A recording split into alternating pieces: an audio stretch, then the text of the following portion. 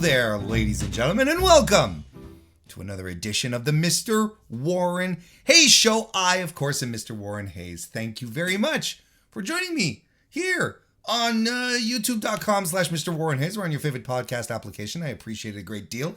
This is the March 31st, 2022 show.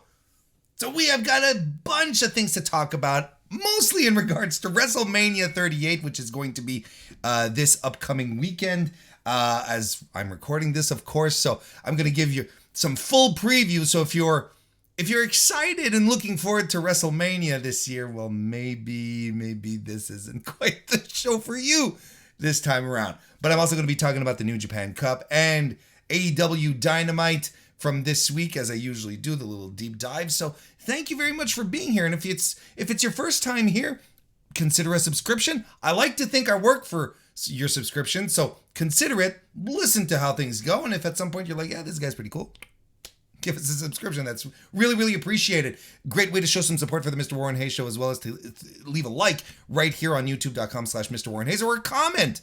Look, like I said, it's WrestleMania weekend. WrestleMania is here.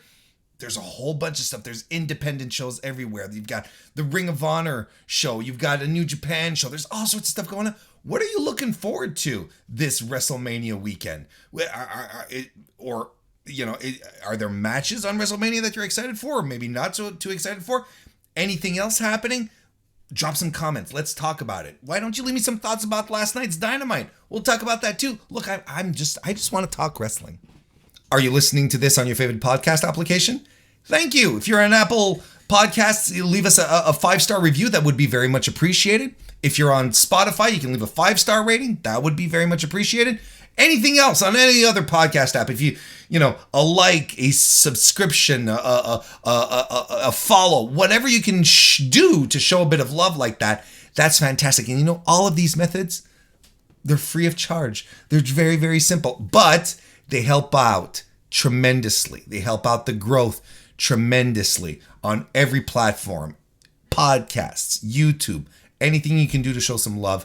I appreciate it profusely. Thank you very much. You can also show some support by becoming a member of the Mr. Warren Hayes Show channel here on YouTube. By doing so, you get access to the members only live streams where we sit around.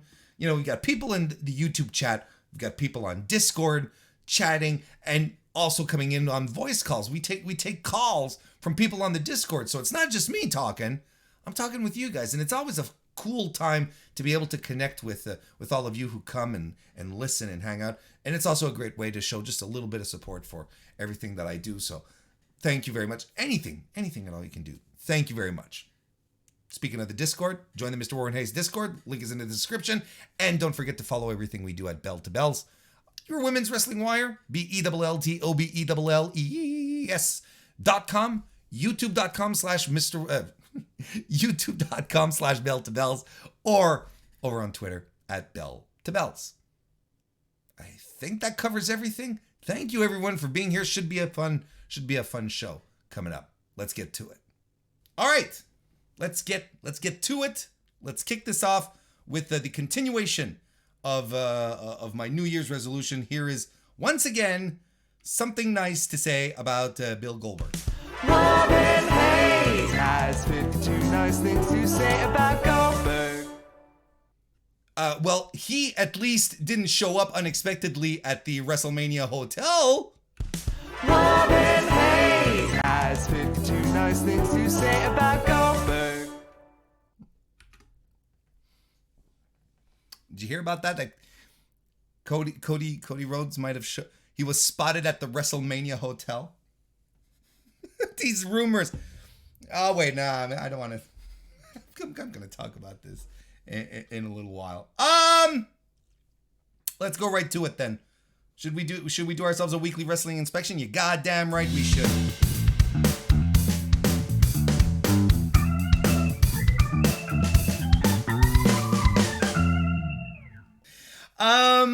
I'm going to start talking about the Njcup that wrapped up last weekend. Zack Sabre Jr. is the winner of the Njcup 2022. Congratulations to him. This is his second time winning the cup. The first time was in 2018, and this time around he had a stacked roster brackets at 48 competitors in the tournament. He defeated Oiwa, Doki, Great Okan, Will Ospreay, Shingo Takagi, and Tetsuya Naito. I mean, that is that's a high level menagerie, especially when you start going towards, once you get out of the Doki territory and start talking about Great Okan, you're like, oh shit, he bit Great Okan. And I thought this was Great Okan's tournament, right? But no, we got Tournament Zach instead. And Tournament Zach is very dangerous. Once he decides, like, once he's in tournament mode, just like he was in the G1 last year, right? If you recall the G1 last year, Zach was he was running undefeated for the longest time. He was setting himself up in a prize position to be considered to the very bitter end as the winner of his block, but it didn't quite work out that way. But he was in prime condition. Same thing here. Honestly, same thing here. What a fantastic tournament he had. And I'm going to tell y'all, there were a lot of standout performances in this tournament. I'm thinking, look, again, our boy Yoshihashi, who I'm finding less and less reasons to meme on the guy. I thought he had a very solid tournament before he got knocked out to Master Wato. He had a match against Kazuchika Okada, which I found he held his own. It was very much a, championship world-class superstar versus a burgeoning talent, right? So Wato was unquestionably outclassed here in the story they were telling in the ring, but I thought he had a very good performance. That's it. It's just like these guys that you don't necessarily get to see shine so much. El Fantasmo was another one as well. He finally got a match with Will Ospreay, something that you felt he really sank his teeth into. It was, you know what? Overall, this was a good tournament, right?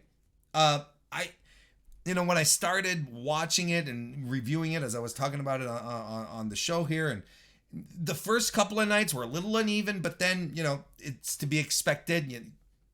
For some reason, there was 48 people in the tournament. And maybe, you want more, let's say, than 16 people in your tournament, right?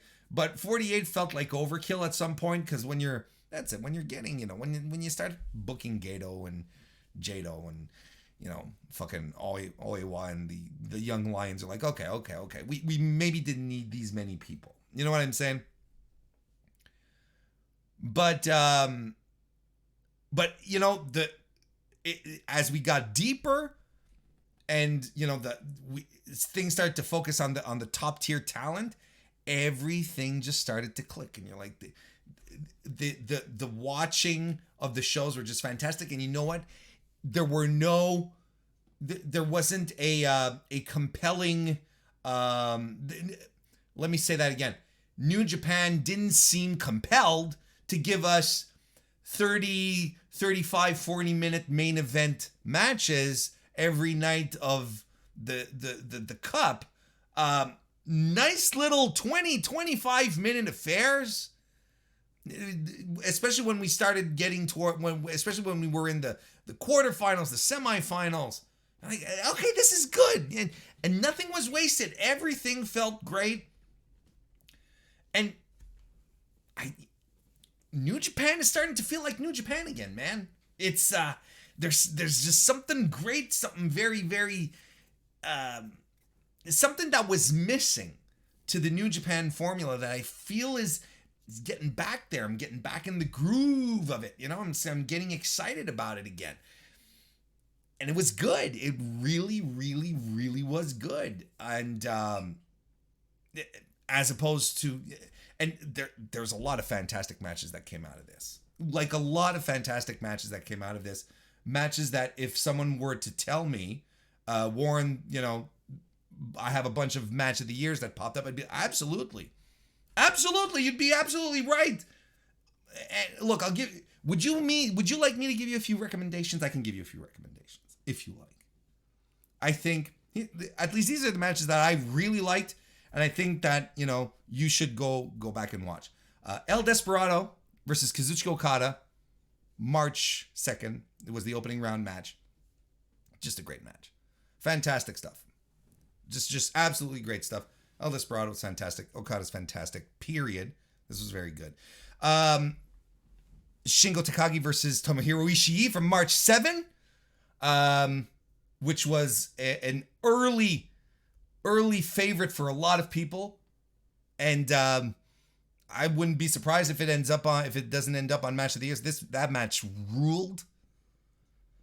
Shima versus Kanemaru on March 9, which I thought was a fantastic Kanemaru showcase, who just did fantastic work on the veteran Shima. Just great stuff. You had Hiromu Takahashi versus Minoru Suzuki on March 13. They slapped each other on the chest for 15 to 20 minutes. And I kid you not. You've probably heard about it. I was going to say, maybe you've seen some gifs of it, but no. You probably haven't. Just a violent, stiff match between these two, just laying into each other. Something fierce. Good stuff. Kazuchika Okada versus Tai Chi on March 14 was also very good. Hiromu Takahashi versus Shingo Takagi on March 21st. Also, I thought was a very well wrestled match. Super smart stuff. Will Ospreay versus Zack Sabre Jr. on March 21st. My match of the tournament. I thought it was brilliant. These two guys work so well together. So both of those matches happened on March 21st. Shingo Takagi versus Zack Sabre Jr. on March 26th. I think is also definitely worth it. And then the final, Tetsuya Naito versus Zack Sabre Jr. on the 27th. Just fantastic stuff. Great main event. Great way to cap off the tournament. But that's it. It's like it felt, and there's a bunch of reasons I think it started to feel like New Japan again. They've started opening up. They've started opening up to larger crowds now, right? So instead of just like having minimum amount of crowds, the arenas are starting to feel fuller. Instead of blacking everything out, now they're putting lights into the audience so that people can see at home, look at all these people. And I think just the presence of larger crowds, I think it energized everyone in this tournament. I think all the wrestlers were putting their best foot forward instead of, having to work in front of empty arenas or half empty crowds as well. Like everything, I think that was a big boon. Now they still can't make all the crowd noise. They still can't cheer. They have to be very discreet. Okay, they still have to work those protocols in. But I think just having the full crowd, I think it felt good for a lot of the wrestlers. And I really think it just added a little pep in their step, I guess you'd say. So there you go. I think this is what the tournament looked like as far as the audience goes. And then you started getting stories. You're starting to get, stuff set up, there's the whole Bullet Club thing that came to a head in Japan, where Bullet Club turned on Tama Tonga, GOD they're joined by Jado now, and they're their main unit, they're Hantai now. They're not a part of Bullet Club anymore. They're sort of aligned with the baby faces. So that was cool. And there's more Bullet Club shenanigans on the way, apparently, that might tie into a whole bunch of other promotions. So that was fun. Hiromu Takahashi going after the heavyweights, challenging Evil to the never open weight title. That's really cool stuff. That's going to be happening at the upcoming shows that they have, the Hyper Battle shows that are coming up. So that's something that I'm looking forward to. That's very exciting. You've got, you had an angle, a match / angle where the House of Torture helped Show score a dastardly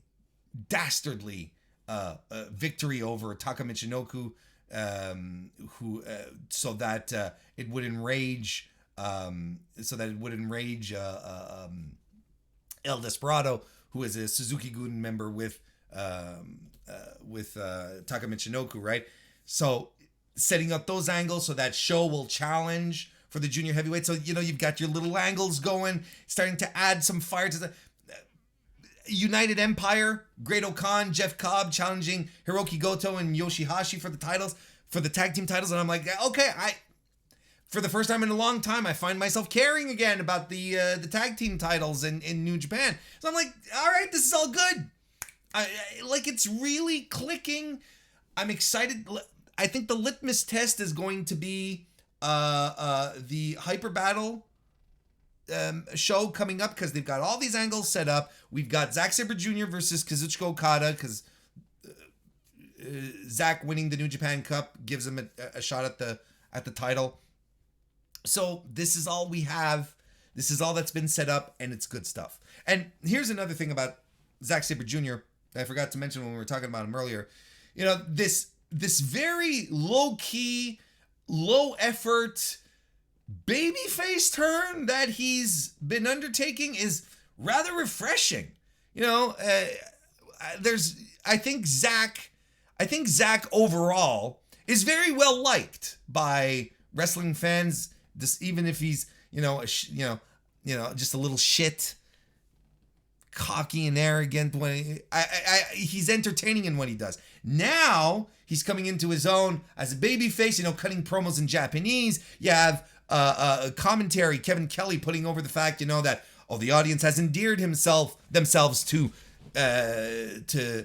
Zack Sabre Jr. because he's been learning the language, he's been living here, acquiring the culture, the customs. So it's like, I know it's not new. It's not suddenly he's a babyface. This has been going on for a while with Dangerous Tekkers, and people really gravitated to him and Taichi as a duo, and it worked really well. But now there's something more full circle going on here, and I like it, and I really like it. So the New Japan Cup this year, wouldn't say was the greatest of all time, but I'll tell you this: after 2 years of confinement, zero crowds, because the 2020 New Japan Cup was wrestled in front of nobody, right? And then the half capacity crowds, the clap crowds, like some people like to call them. This felt good. It felt like a renewal. This felt like New Japan being New Japan and getting back onto its feet. Stellar matches with world-class athletes. Great heat-filled stories. It's feeling good again. And like I said, I think the litmus test is going to be the hyper battle shows, because if they go hard on the hyper battle shows and everyone delivers there, and it sort of becomes not miss. If New Japan becomes, if you come into a show like Hyper Battle, which is not like a Dominion show, or so it's not like one of the big pay-per-views or big events, I guess. It's not pay-per-views, but it's not one of the big, tent-pole events. I think if you come into those and you create must-see wrestling, then people will be more excited to tune in to watch. They'll be like, oh shit, okay, this random event has these 4 great matches on it, I absolutely have to watch, kind of thing. I think it's important. And it's the 50th anniversary of the company, right? You want them to do good. You want them to put their best foot forward. We got some news from the New Japan Cup post Cup here. I'm going to share with you. These are reports coming from Voices of Wrestling about who was originally scheduled to win the New Japan Cup 2022. And do you know who was supposed to win originally? The New Japan Cup 2022 was Kota Ibushi. And I was a little surprised. Before it was announced that he was injured and couldn't compete, or that he still had his outstanding injuries and couldn't compete, I should say. I didn't expect him to win, but apparently he was slated. Here, let me read you verbatim from the report. Quote, Kota Ibushi was the original plan, but was forced to forfeit his first round match due to not being medically cleared in time. Plans were in place for Ibushi to defeat Naito in the finals, setting Ibushi up as the challenger for Kazuchika Okada at the April Hyper Battle show in Sumo Hall. Naito, by virtue of knocking off Okada in the semifinals, which was exactly the plan that happened, would then also have a claim for a title match and would face Okada, who would defeat Ibushi in April, in the Fukuoka Dome in May. This would explain the somewhat puzzling booking of doing a second Okada-Naito match in just over a month's time, as the Naito victory in the New Japan Cup bout now sets up a potential big money match in the Fukuoka Dome after Okada defeats Sabre Jr. in April. So that's the plan. So basically, New Japan wanted a bigger match for May than they did in April. Naito and Okada being that match.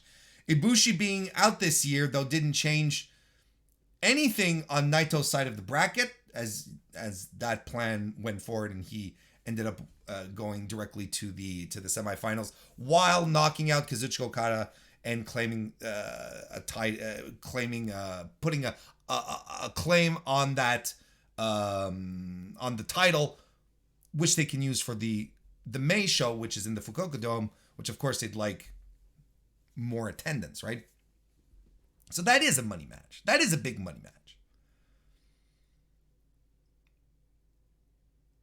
But so basically it all came down to who's going to win between Zack Sabre Jr. and Great-O-Khan, right? And again, I'm going to quote from the Voices of Wrestling report here. Jado and Dick Togo pushed for O-Khan as he was Ibushi's first round opponent, which meant O-Khan would simply replace Ibushi all the way through the end. Plus, O-Khan is on the verge of a mega push anyway. And you'll remember, that's what I was talking about as we were getting into the New Japan Cup. I was saying, Great-O-Khan, he's been on a winning streak. He's defeating fools right and left. He's on the cusp of something. So sometimes you have to listen to your boy. The initial plan was for Ibushi's win over O-Khan to kick off a year-long feud between the two as one of the final steps in O-Khan's main event elevation. Gedo and others felt uneasy about burning off O-Khan's first world title challenge here before his carefully planned push was fully executed.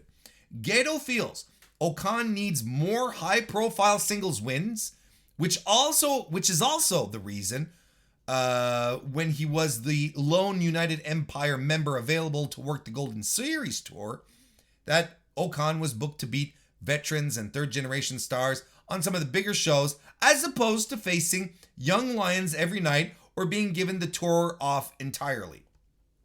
The push. Ultimately, Gedo has final say and decided now was not the time for O-Khan. Zack Sabre Jr., having already been a top title challenger and someone who could both defeat Naito credibly and lose to Okada without damaging himself, ended up being the logical pick. Sabre Jr.'s flash submission of O-Khan was done in part to protect the Great O-Khan. So there you go. So there is huge plans for Great O-Khan moving forward. Interesting to when you look at all this and you're like, oh, he really was supposed to beat Kota Ibushi. What are you gonna do? Thing, it's like, because I really thought Great O-Khan was gonna go much further than he did.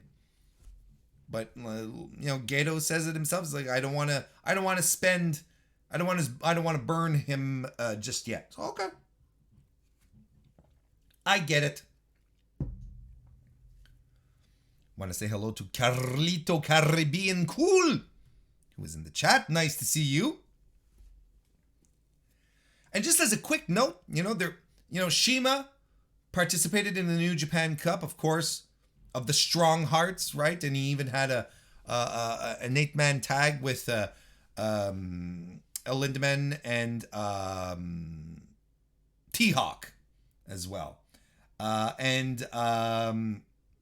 And apparently, there's going to be more Strong Hearts in New Japan. The company is pleased, essentially, with how things were handled. There were a lot of people,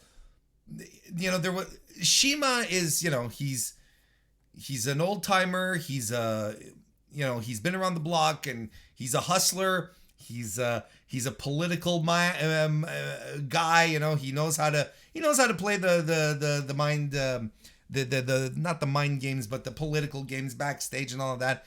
Apparently there's going to be more, and there was a bit of pushback, and we're going to see more of the Strong Hearts, which is weird to me to a degree, because Shingo Takagi and Shima have heat, like real time, big time, true to form heat. Apparently one of the reasons he left, he didn't renew his contract, he being Shingo, why he didn't renew his contract with Dragon Gate and then left for New Japan. Time to hydrate properly, folks. Get yourself a good drink. Make sure that you're level-headed and not dizzy, because we are going to be talking about WrestleMania 38. This is my official preview of the most stupendous two-night WrestleMania in two-night WrestleMania history. Is that the thing? It's something like that. The most stupendous two-night WrestleMania in the history of WrestleMania, or something like that. It's stupendous, folks. That's the key word. This weekend, April 2nd and 3rd, right? Listen, and folks in the chat, I know you're here. You're listening. I want to hear your thoughts as I'm running down the card, and I want to hear what you guys think of all of this. I'm really curious, because those who join me live on Thursdays, a lot of people who pop in before officially I start recording. I do a bit of a warm up show where I sit around and I chat with the chat. Go figure. And one of the things that we sort of touched about, we don't usually talk about wrestling all that much, but tonight we did, and there's a general consensus, right, that the build to WrestleMania, WrestleMania this year doesn't feel special. It doesn't feel unique. It's kind of, bleh. The build is terrible. I think we've got an all-timer here as far as bad WrestleMania builds. There's really nothing on this card that absolutely gets me excited, right? That doesn't pique my interest. Okay? I'm going to start with what Heather says in the chat here. It's a good point. And I'm going to start by talking about that before I start breaking down the card. With everything we have here, we've got Omos, who's got a singles match. We've got Dominic Mysterio, who's got a match. You have Logan Paul, who somehow weaseled his way onto WrestleMania, and same with Johnny Knoxville. You've got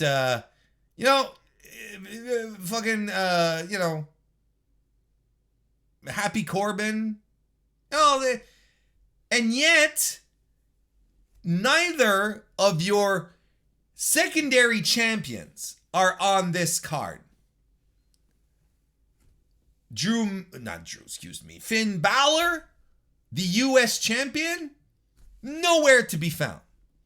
Ricochet the Intercontinental Champion, the hallowed Intercontinental Championship title holder, one that has has tons of history within the WWE, one that a lot of fans unironically hold in very high esteem because of the history behind the belt, right? Not even the Intercontinental Champion is on this card. That boggles my mind. But I want to turn this into another level of discussion, right? As proof of concept to a degree. When I tell y'all that titles in WWE don't mean anything, when Vince and Bruce, especially Bruce, when he goes on his podcast and he says wins and losses don't matter, titles don't matter, it's a musical chairs situation where it's just like they just passed the titles around and said, okay, it's your turn. I know a lot of people got really, really excited, super excited, when Ricochet won the IC title. They were like, finally a push for Ricochet. He lost on Monday, clean as a whistle, to Austin Theory. He lost his 2 previous matches on top of that. That's not a push. But we know this. Like, they can't even push. They gave a title to Big E, and they didn't even push him. I don't want you coming here to tell me, well, he was champion, that's definitely a push. That's not a push. When you're being 50-50, when your win-loss record as a champion is straight down the middle, that's not a push. But WWE has conditioned people to believe that title equals push, but that's not it. And it doesn't make anyone important. Doesn't make anyone feel special. Doesn't make Finn Balor or Ricochet special enough to be on the WrestleMania card. And what about Damian Priest, who carried the US belt for like 6 months, 7 months? Forget exactly when he won it, but what the hell, man? Why isn't he on the card? Why are these people relegated to the mid card or on the fucking Friday night WrestleMania SmackDown Andre the Giant Battle Royal, right? That's what they're doing. That's what they're doing with Finn Balor and Damian Priest. Put him on a Friday night in the Andre the Giant Battle Royal. I'm going to set the tone here. But the one thing that we all have to keep in mind is that there's no mid-card. And I keep telling you guys this. There is no mid-card in WWE. Because if there was a mid-card, your mid-card champions would not be off of fucking WrestleMania. Justin Firestein, nice to see you. Welcome to the chat. Hey, look at this. Dan Reed of Eve Pro Wrestling. Nice to see you, Dan. Welcome.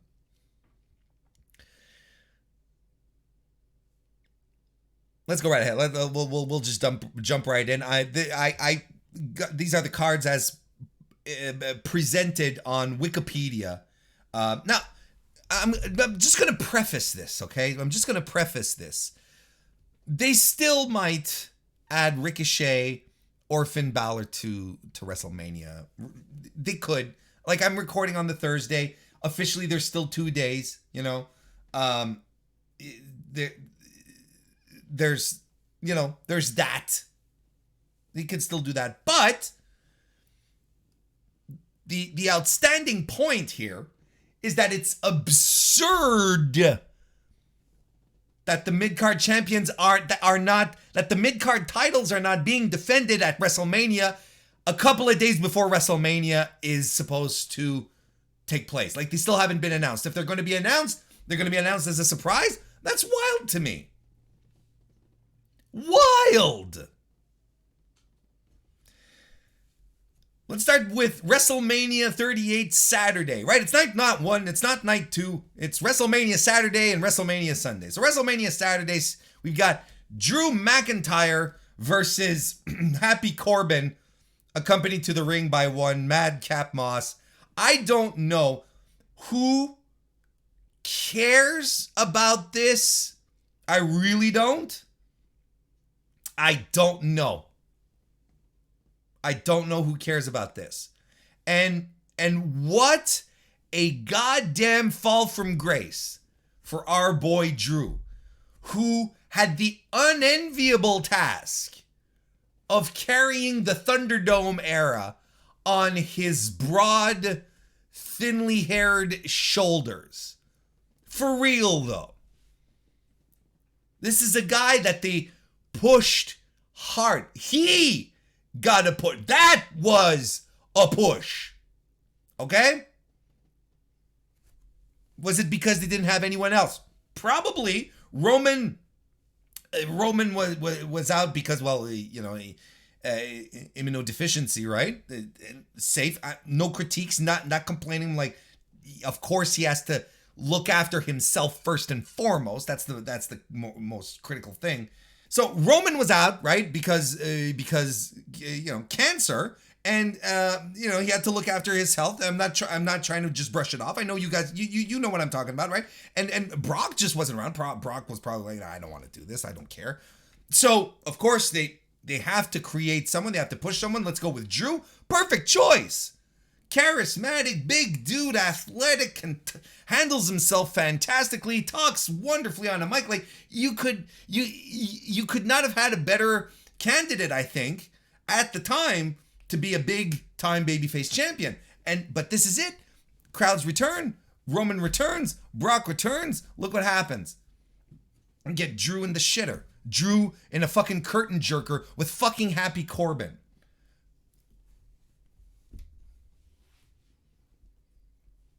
In some of the worst, and now he's a sword. That's all he is now, right? It's just the sword now. Walking around with the sword. His virtual, his augmented reality entrance is a sword. When he comes to the ring, the LEDs on the post, they do sword shapes. He does the thing with the sword, and he sheathes his sword, and he's wielding his sword. At some point, Drew has to behead someone, okay? This is my expectation. This is my expectation moving forward. If the guy's running around wielding a sword, at some point, kayfabe, of course, he has to behead someone. Because everyone's, they get really terrified when he points the sword at him. But do we know if Drew McIntyre has any skill with the sword? Has he ever fenced a day in his life? Has he had any stage combat training with weapons? We don't know this. Sure, like he reminds us of Christopher Lambert from the Highlander series, right? That's the thing, because he's from Scotland. What's in Scotland? The Highlands. Who's from the Highlands? The Highlander. What did the Highlander have? A kilt, but also a sword. It's like, God damn it. This has cool down match written all over it. Tag team titles for the Raw tag team titles. No, tag team match. This isn't even for the titles. I don't know what even this is for. Rey and Dominic Mysterio, Legend of the Ring, Lucha Libre, a legend, not just lucha, wrestling legend, Rey Mysterio, and his David Flair of a son versus The Miz and Logan Paul.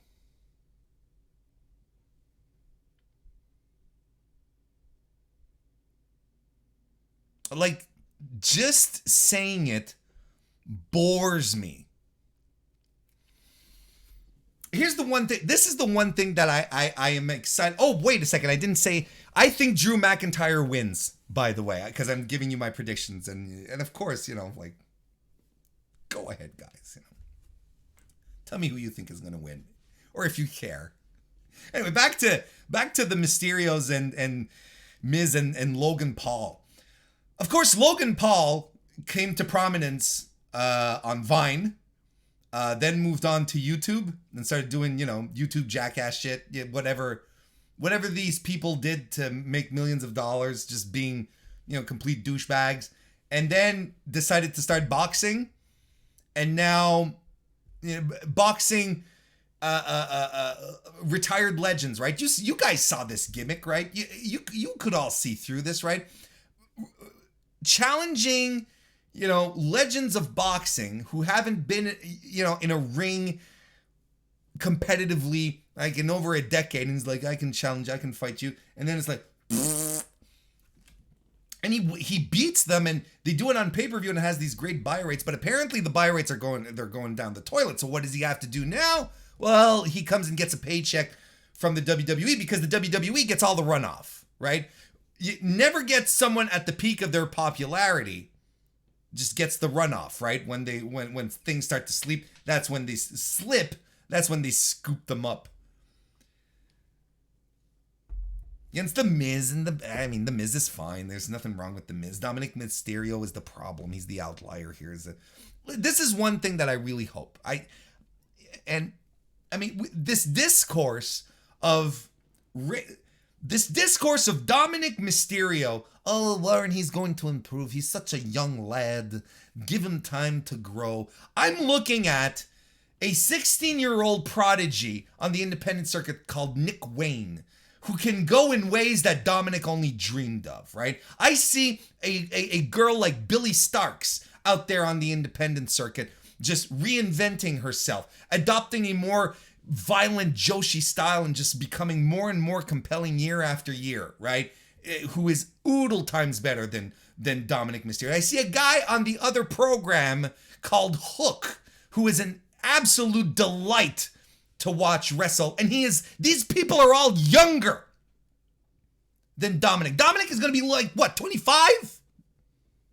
We got to stop treating him like he's 18 years old, because he's not. And we have to stop pretending that, oh, well, he's going to get better, he's going to improve.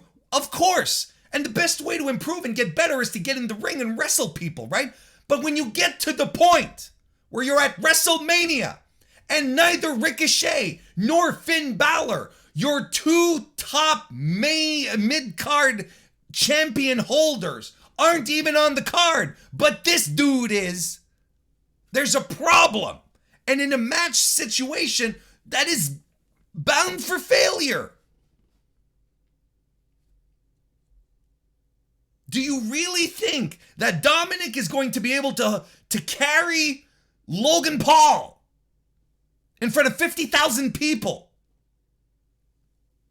There's only so much Ray can do all by himself.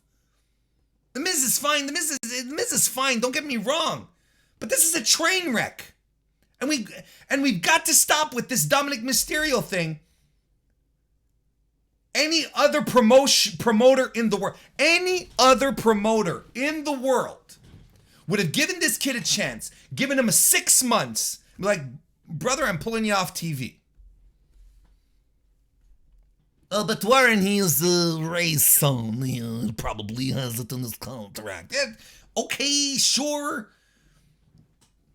I mean, ultimately, good for Dominic Mysterio for getting the push for being the son of a legend, right? This isn't the first time this type of situation happened. Nepotism in wrestling is a very, very real thing. And you know what?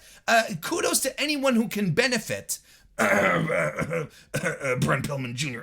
From their dad's last name to get forward in this business. Because it's a hard fucking business. Anything you can use to your advantage, you should absolutely work it. You should absolutely use it.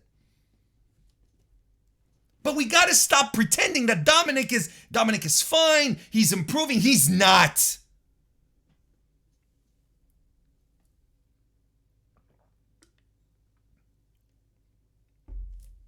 We got to cut that shit out. What about Dante Martin?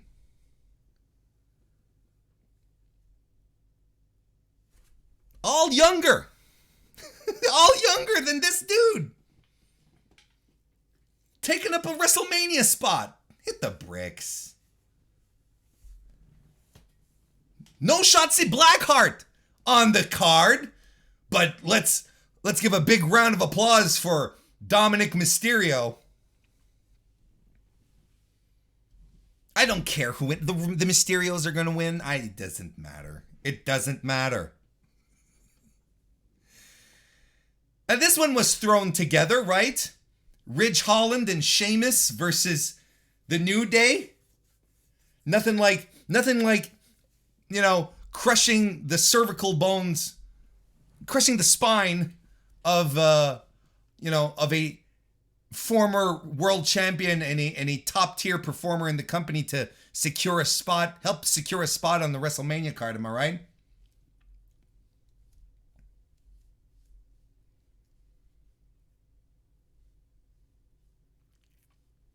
That's all I got to say. Look, I'm going to be fair.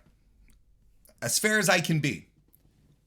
Sheamus has been the most consistent performer this company has had since the end of 2020. His runs have been good to great, and he has carried everything he has been put into. He has put the effort into it. Sheamus in the past year, last year, was involved in some of my favorite stuff. The Drew McIntyre swerve, the turn, that all that stuff. He's just been really good. I think his transformation into this, Peaky Blinders bullshit, I think it's great because I think it suits him. I like Sheamus a lot. Sheamus on WrestleMania, Sheamus getting a WrestleMania payday. I am A-okay with it. Same thing with the New Day. And I'm glad Kofi and Woodsy are there. Clearly, this was supposed to be a 6-man. This was supposed to be the New Day all together with Ridge Holland, Sheamus, and Booch.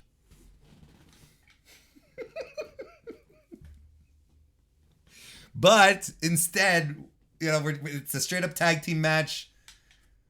But he's still going to be, we still got Booch at ringside. He's still going to be there. We're still going to be able to see Booch.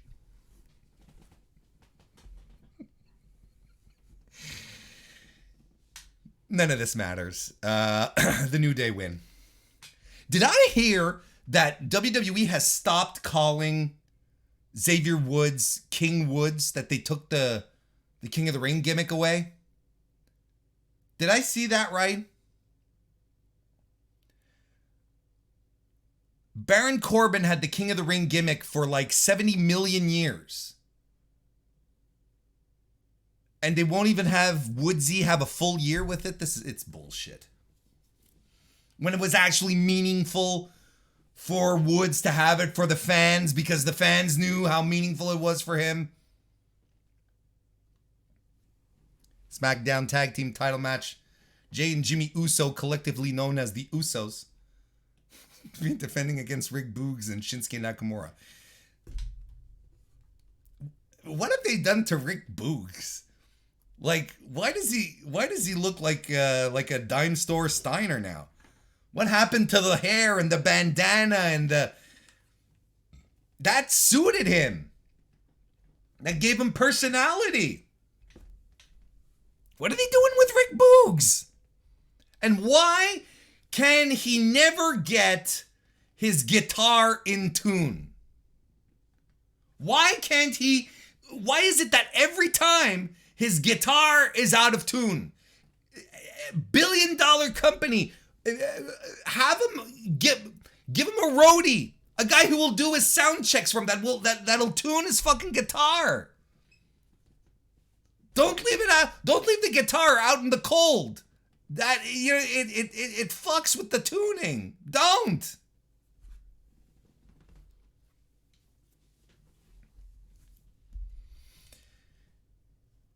it's for the tag team titles. The tag team division in all of WWE, no one cares. There's one, the tag team division, there is one tag team the company cares about, and it's exactly like Brock and Roman, right? It's exactly like Roman Reigns. If you're not RK Bro, then we don't care about you, right? Because let's not forget, right? This is the company that has War Machine, Viking Raiders, right? This is the company that has the Viking Raiders and don't know what the fuck to do with them.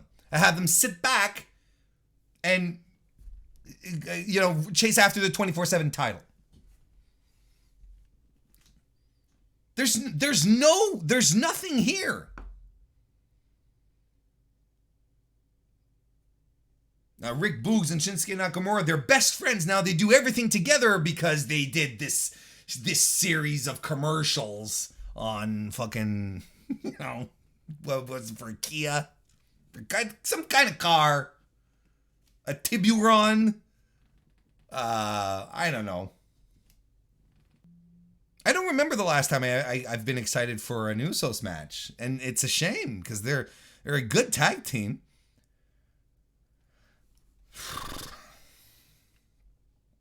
I guess the Usos retain? I don't know.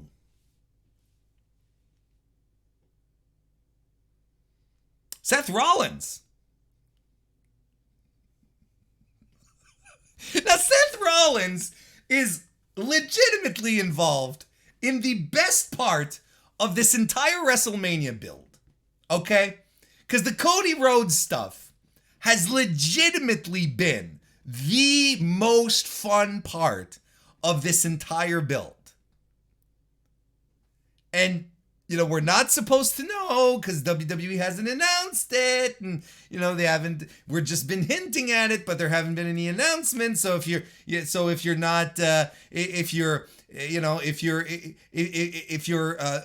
going to let yourselves be disappointed, well, that's on you. It's not on, all that shit. But it has legitimately been the most fun out of this entire build. All the speculation around Cody Rhodes. From top to bottom. From Corey Graves dropping hints. From The Miz dropping hints. From everything. And then on top of that, you have, the news sites reporting all sorts of stuff. Cody's coming. No, he's not. Dave Meltzer today was saying that he's been hearing that Cody might still back away from the deal. And then you have reports of Shane McMahon coming into WrestleMania weekend this weekend, and everyone's going, oh shit, it's going to be Shane, isn't it? They're setting us up for Cody Rhodes, but they're going to pull the rug from under our feet, and it's going to be Shane, isn't it? And I'm laughing all the way to the bank. I am loving this so much. And now Rollins is doing interviews, taking shots at AEW, and I'm like, and people are getting mad, and I'm like, the old work's the new work all over again. It's fantastic. It is crazy how smart fans hate being worked. They hate it. Elton Prince, yes. When they see how great it's been. Do you see how great WWE they trademarked the name Elton Prince, and I'm bawling and I'm saying to myself, what if this is the name they want to give him? What if this is the name they're like, Cody, so that you can hold on to your intellectual property, right? Into the Rhodes name. We're going to give you a new Elton Prince. I'm like, all of this is brilliant. It is just fantastic. And the fact that fans are getting mad, it's like, no one wants to be worked anymore. Because everyone feels offended. Now there's like, I can't believe they're working us. Fuck, it's wrestling. They should be working you. They absolutely should be working you. That's part of the fun. So all of this speculation going on right now, I love it. I loved every single moment of it.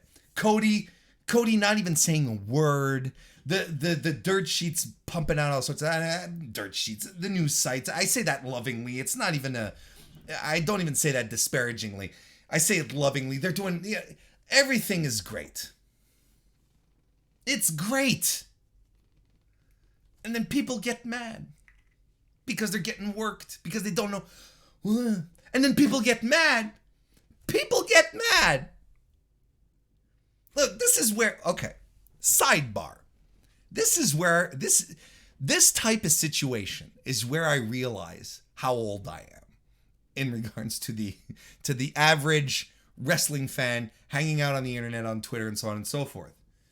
Because I see multiple people raging on the internet saying, could you imagine in the Attitude Era, having a surprise spoiled for you, by the dirt sheets like they're doing, like, imagine not knowing that Cody was coming and you being actually surprised like it was back in the day. And I'm like, brother, you have no idea. You have no idea. This is not new. This is not new. We knew 3 months in advance that Scott Hall was showing up on Nitro. It was a done deal.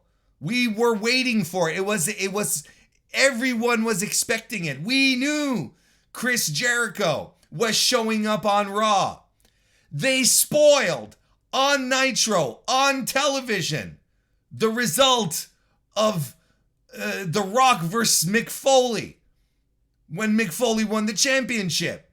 This is not new. But the average fan is much younger than me and was not around. So I love it when they say, imagine if in the Attitude Era. You weren't there. You clearly, absolutely were not there, because you wouldn't be saying that. It's absurd.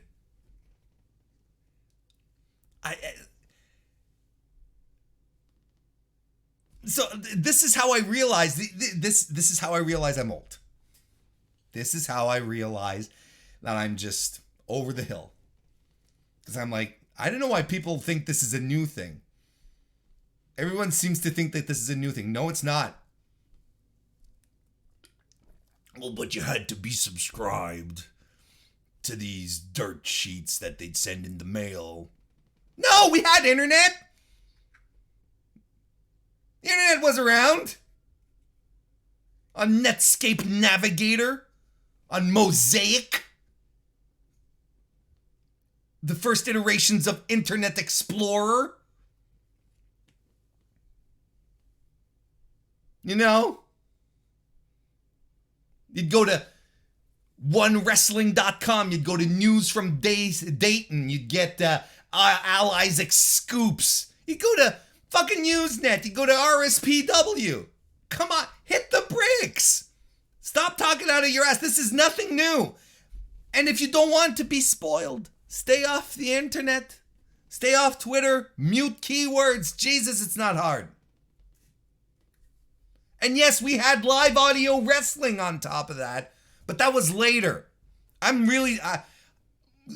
talking even before John Pollock's first iterations of what he was doing.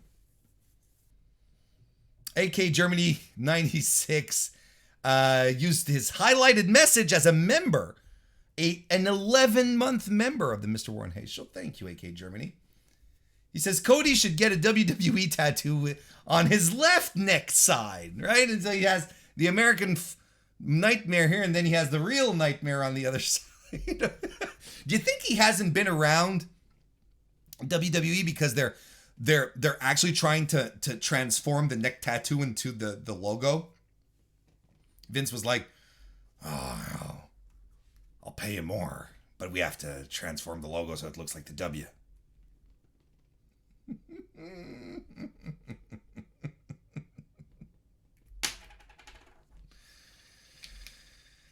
Oh, JPQ, big paws on the pup. Nice to see you, sir. Welcome to the world of not Joshi wrestling. Anyway, We're all expecting Cody, aren't we? I think that's the safe bet. There's a very, very cruel part of me that would love it to be Shane. But it is a very cruel, evil, dark place that I repress on a daily basis because I want to spread joy. I want to spread good tidings and happiness. I want positivity. I want people to be happy. Shane would make... No. It would be like this gleeful, evil, stinky condition that I would have. No, I wouldn't be proud of myself. But there's still something in me that I'm going like, oh. I mean, you know what they could do and what I half expect them to do? Have Shane come out, do the full entrance thing, but then swerve it's Cody.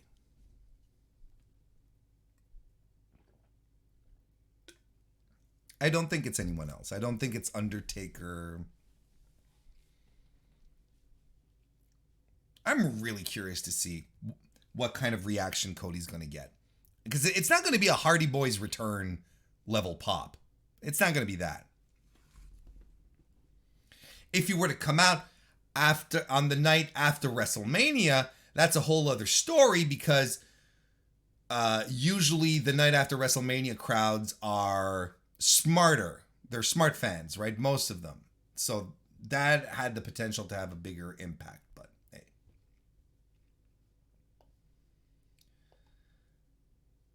I think the mystery opponent wins, by the way.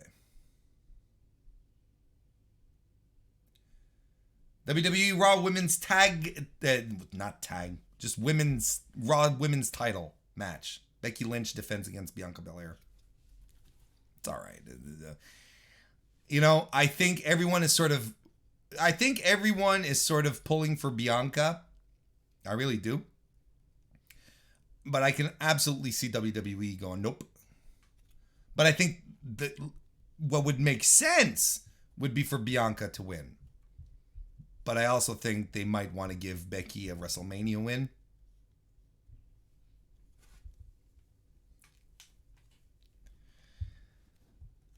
It's all right. I like both of these women. Let's see. Oh, yeah. SmackDown Women's title match. Charlotte Flair defends against Ronda Rousey. No one wanted this match. No one wanted this match. Who wants this?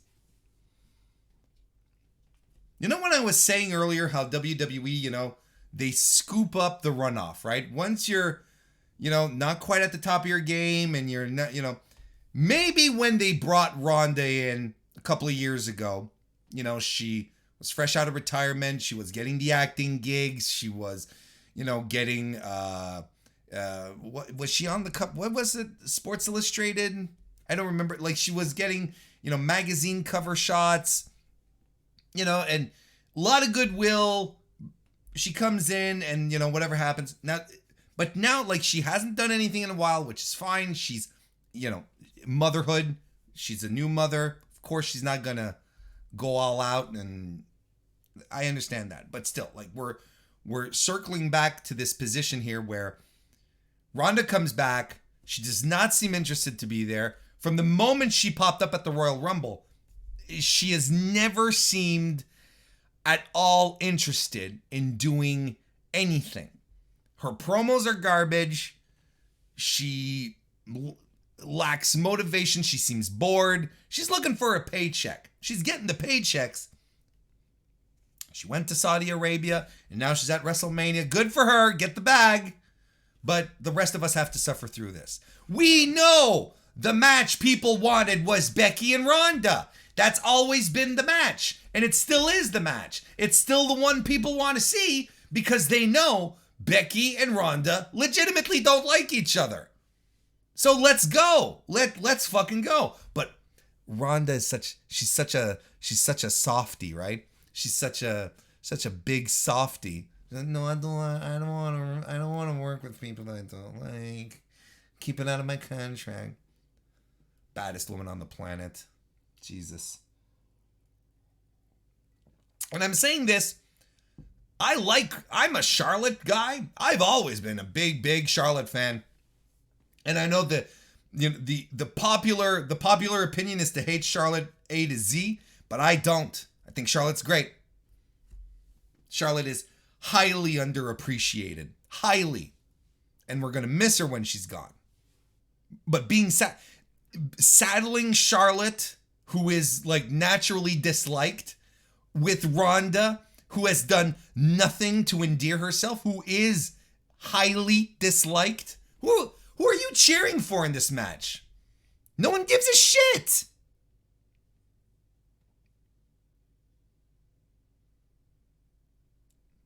I think Ronda wins the belt because she probably wanted that in her contract. It's stupid. And here's the thing. Apparently, this is still a rumor. Motown Slim, nice to see you, by the way. Welcome to the chat. Apparently, the main event, not confirmed, rumors, the main event of WrestleMania Saturday is going to be the KO show. It's going to be it's the talk segment between Kevin Owens and Stone Cold Steve Austin, who is coming on as again. Now, is there anything more appropriate for WWE than to end a WrestleMania, to have a WrestleMania main event be a talk segment? I don't think of anything that is more appropriate than that. Kevin Owens has been doing the absolute best he can carrying this feud alone. There's no one else out there to bounce stuff off of. He's been carrying this all by himself, and a lesser man would not have been so successful. Kevin Owens, one of the greats. Steve Austin, one of the greats. Of course, there'll probably be some fun banter, whatever, but this is the main event. Now, I want to ask you something very, very seriously.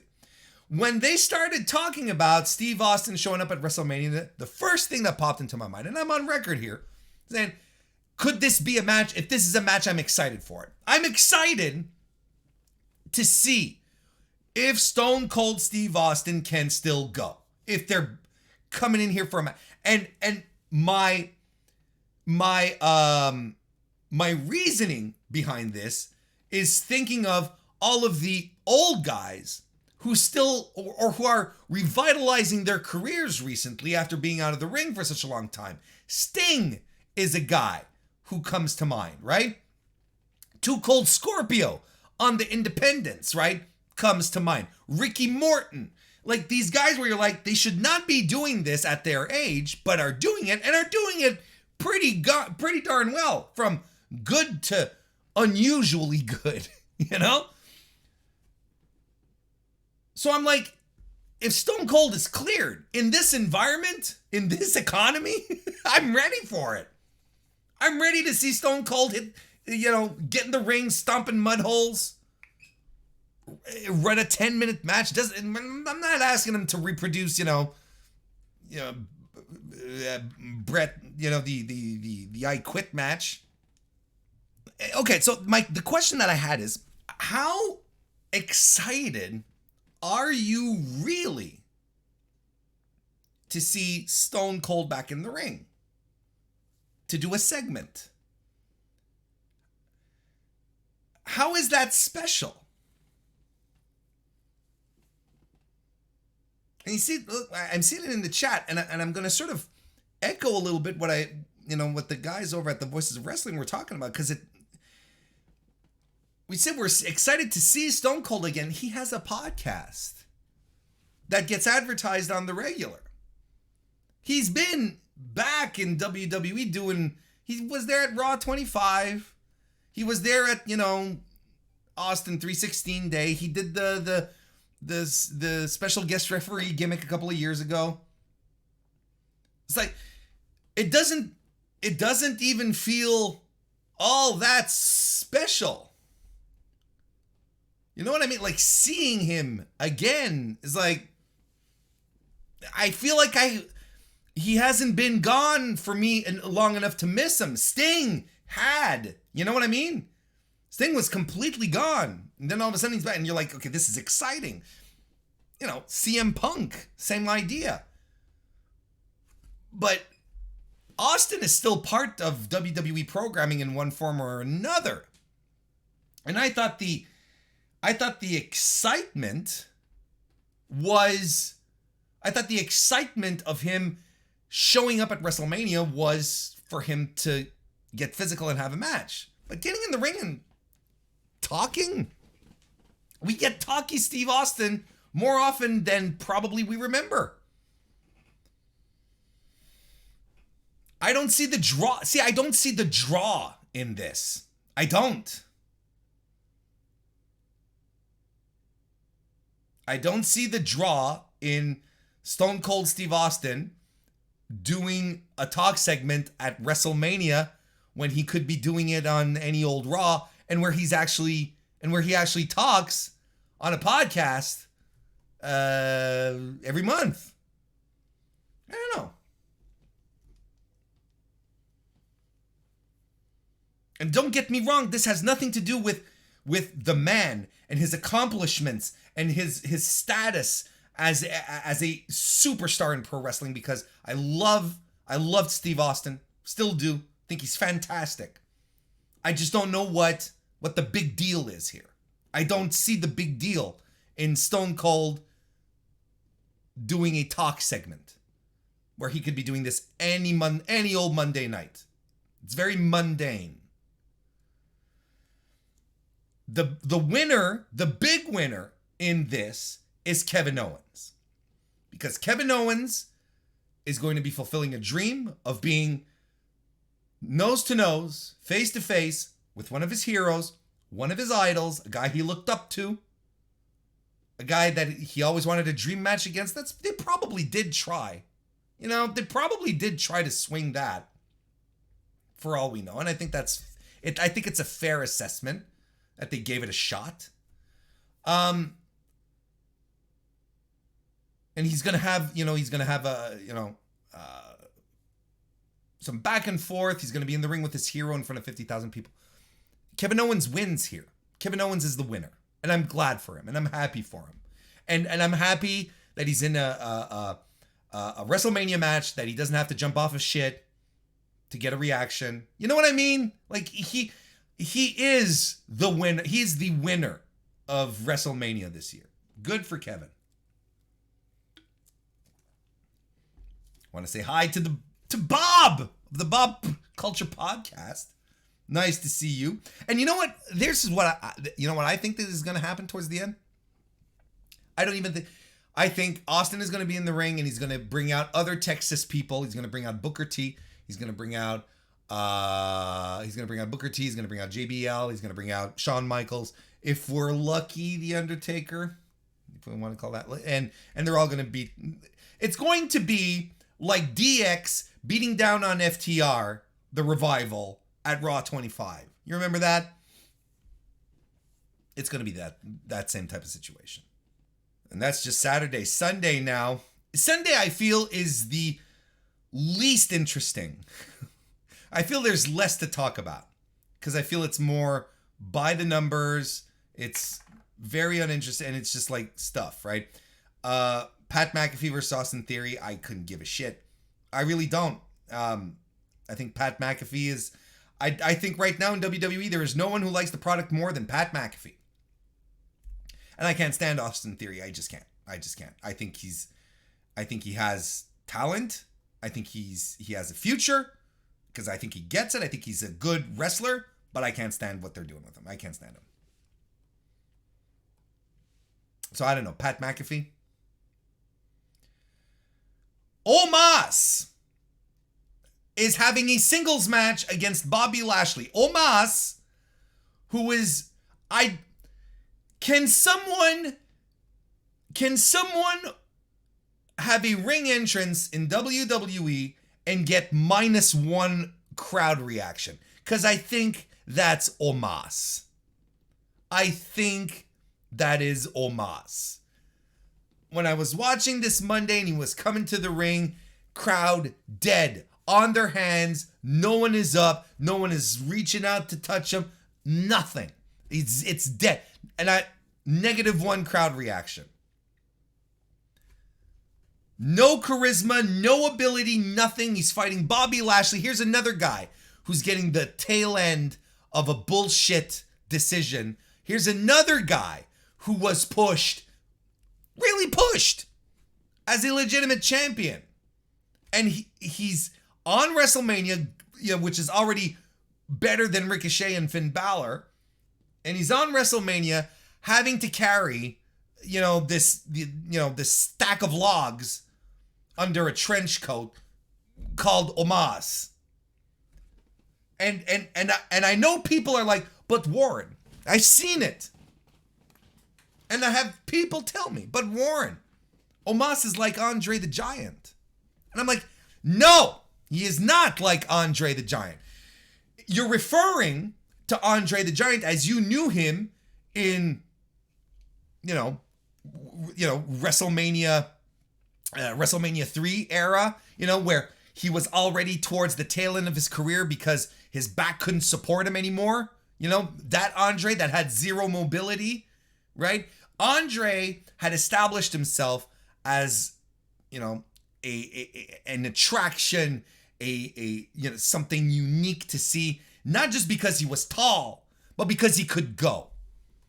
Anyone who tells me Omos is like Andre the Giant has never seen Andre the Giant wrestle. They've seen him in WWE when he's at the end of his career, when he could not properly wrestle anymore because his back was out. Because his condition was taking over and he couldn't do it anymore. I dare anyone, and if you are part of these people who just maybe don't know, and I'm not saying this that you're doing this out of bad faith, you maybe just don't know.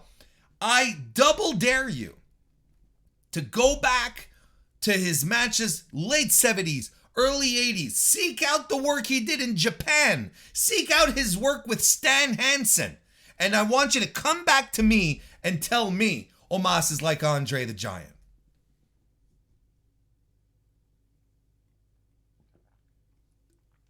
And you don't have... You can find them on YouTube. They're all out there. Daily Motion. They'll be in 420p. It'll be shit quality, but they're out there. Swiss roll, Chris. Nice to see you. Welcome. Anyway, Omos can hit the bricks. Look, you see Finn Balor, Ricochet off the WrestleMania card. But this guy. There's another thing. This is another guy where a promoter would have been like, nope, it's not working. This is Giant Gonzalez all over again. Anything goes match between Sami Zayn and Johnny Knoxville. You know what the best part of this feud is? Is that I don't have to watch Raw to enjoy it. SmackDown. They're on SmackDown. Apologies. You don't have to watch the wrestling show to enjoy this feud because I think the social media stuff has kept me abreast. It's been very entertaining. It's been fun. I think Sami Zayn is leaning into this as hard as he can, and he's just fantastic. It's going to be stunts. That's all it's going to be. It's fine. But there's nothing here. The stars on the show. It's WrestleMania. Whatever. All right, let's move on. Raw Tag Team title triple threat match. RK Bro defend against the Street Profits and Alpha Academy. Street Profits that they effectively buried on Monday by giving both members of Street Profits 2 RKOs each. RK Bro are the Roman Reigns of the tag division. Said this earlier, but I'm going to repeat it because we're talking about them right now. These guys right here are the only thing that they care about in the tag division, and they're going to continue pushing them. They were supposed to split them up, but they're like, no, people really like them too much. So they're at the top, and everything else doesn't matter.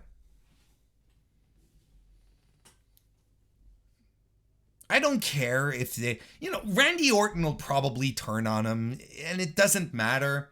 It doesn't matter, because then what happens? Then we're going to get Randy Orton, Matt Riddle matches. Is that something more exciting? Does that entice you more? I hope it does. It doesn't me. None of this matters. Chad Gable and Otis, they effectively buried, right? They had like a 3-week title reign, whatever. Let's just move along and go to this super chat. Thank you very much. AK Germany 96, he says, giving Chad Gable time to shine on the microphone was one of the actual nice things WWE did this year. He really got himself and Otis over somewhat. Well, I'll give you that. We knew Chad Gable could get himself over because he's always had this good comical timing on the mic. The shoosh thing, he used to do it. He used to do it a couple of years ago when he was in a tag team with Shelton Benjamin, I want to say.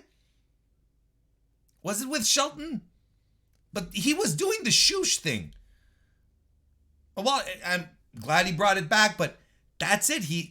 But the thing here is, what gets lost here is that Chad Gable is a legitimately good professional wrestler. He's WWE trained, born and bred. He doesn't know anything else. But this is a guy that would thrive anywhere else. He would thrive anywhere else, and he probably wouldn't have to lean into the goofy shit and have fucking spelling bees on Monday Night Raw. You know what I mean?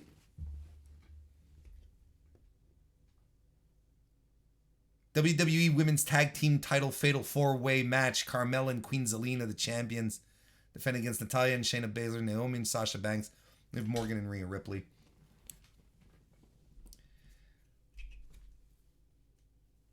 It takes a particular level of talent, a skill, I would say, to put me... Hey, J.S. Brown, by the way, nice to see you. Welcome.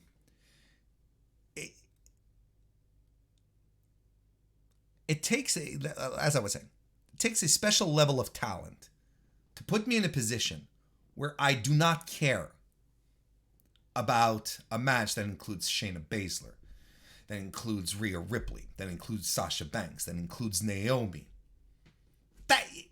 That's by design, I think.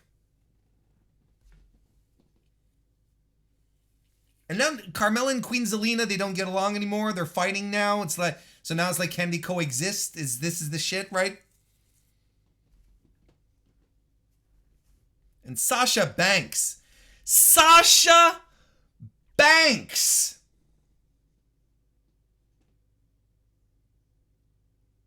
Relegated to a nothing feud in a tag team division that has no substance, nothing.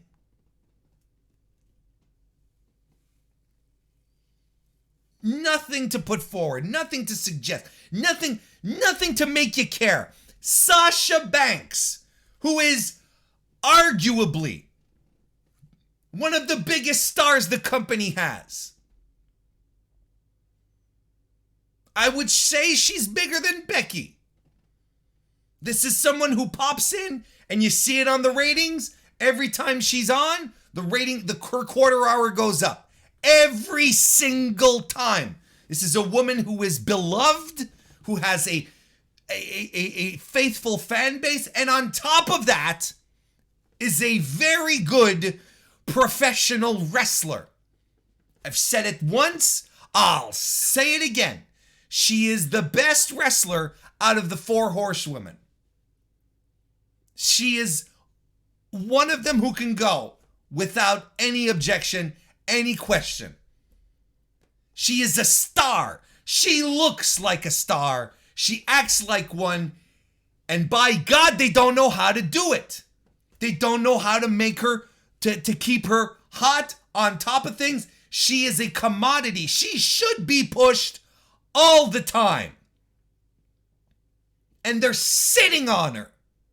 This week, there was an article in The Athletic. I'm sure some of you saw it go by. I hope you read it, because it was a lovely article where, you know, Sasha talks about, where she talks about, you know, about her youth, right? Very moving stuff about how her mother struggled to find a job. They were living at a hotel, barely had anything to eat, with her brother who has special needs. Sasha tells her mother to help her. I'll take school online so I can take care of my brother. Fuck, man.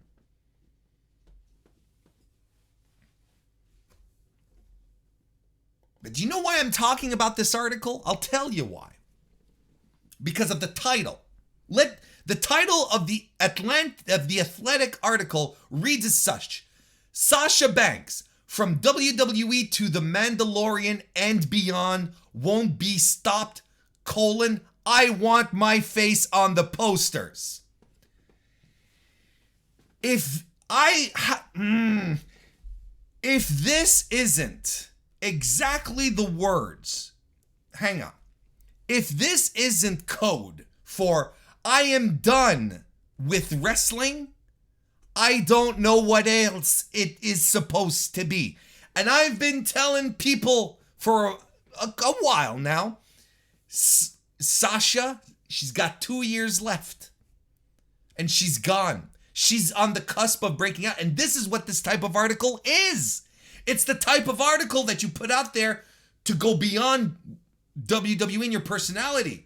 They go deep into her history, into her relationships. Sure, they talk about her training and how she came up and how she discovered Japanese wrestling and you know, NXT, and then working the main roster and so on and so forth.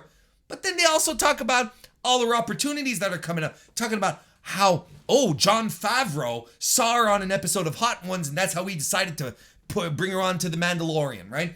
Because that's where Sasha Banks is going. And in 2 years, when she's gone, WWE is going to be begging her to come back to do a KO show for the main event of WrestleMania.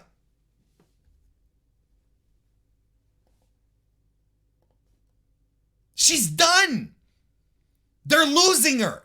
She's gone. Her foot is out the door. And they're doing jack shit. She's at a point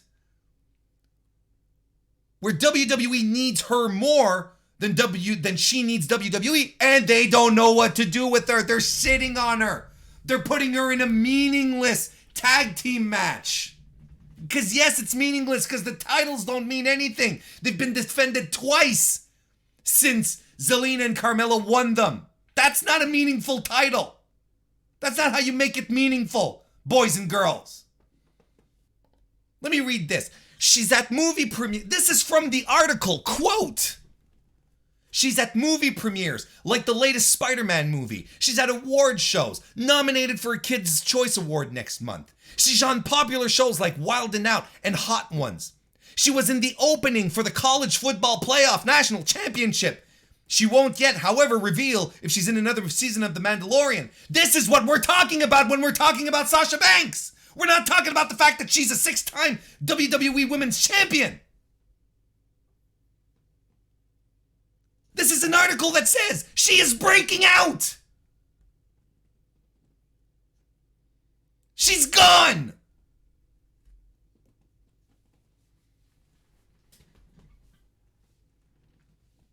I promise you they're going to be begging her to come back, just like they do with The Rock every year.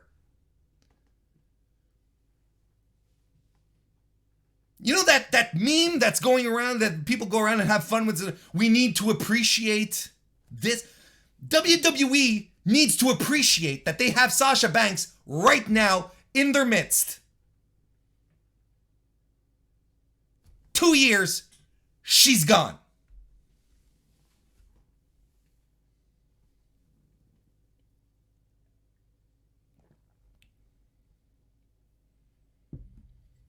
I think Sasha and Naomi win the titles. For what it's worth. AJ Styles versus Edge is also something that apparently I'm supposed to be very excited about because it's a first time match, and sure, but I don't know. It's the match that has me most curious of the weekend.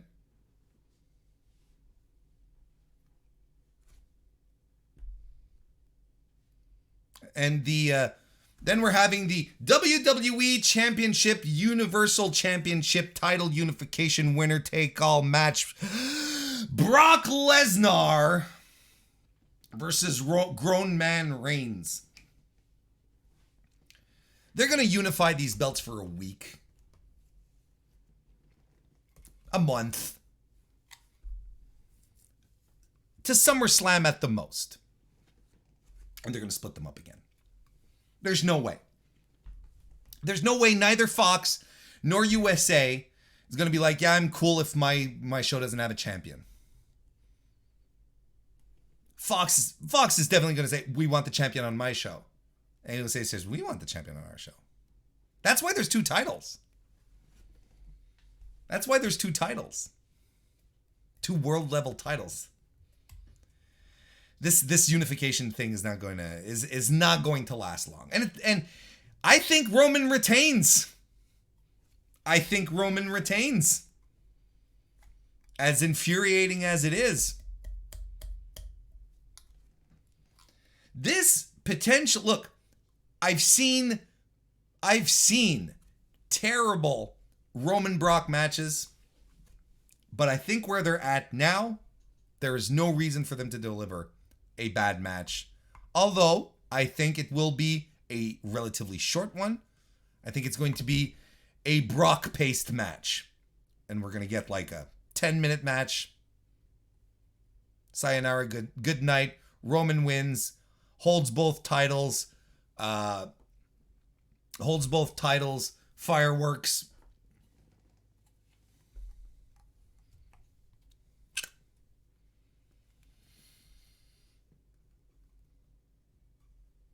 I'm going to tell you, as my closing thoughts on my WrestleMania predictions, it is astounding to me that a company that has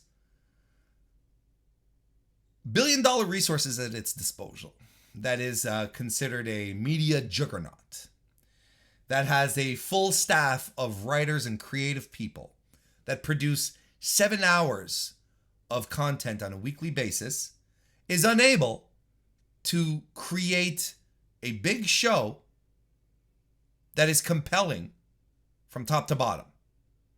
That we end up with a mid-card that is uninteresting, dry, laughable at some points.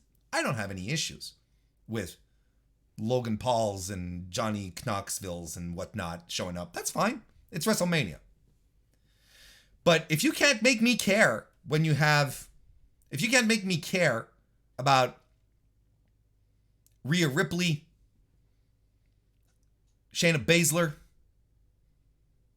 Sasha Banks, if you can't make me believe, if you can't put your mid-card champions on the card, if you can't make me care about fucking Shinsuke Nakamura, there's a problem.